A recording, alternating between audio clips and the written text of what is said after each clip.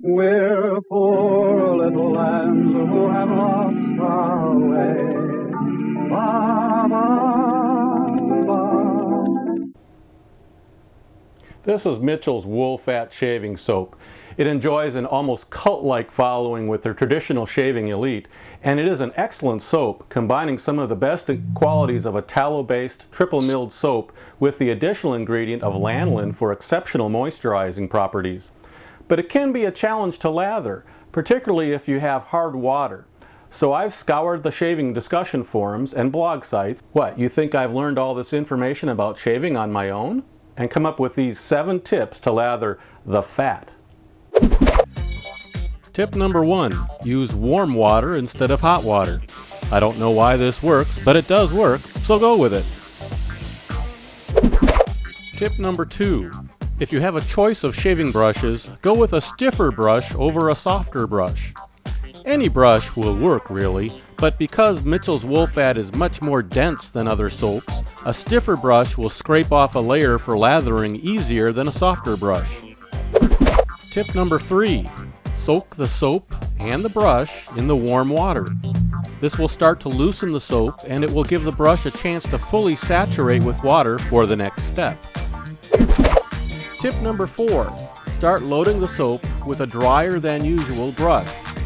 Yes, I know it's counterintuitive and seems opposed to tip number 3, but in this case it's best to start dry and add water than to try to remove water later. Tip number 5, load the brush with the tips up. This upside down brush loading method will let soap into the center of the brush more easily, creating a better lather more quickly.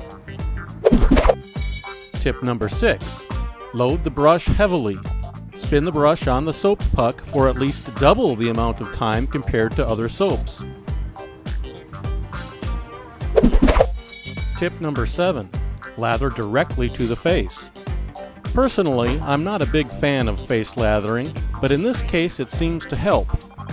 As you first apply the lather, it will be thin and dry.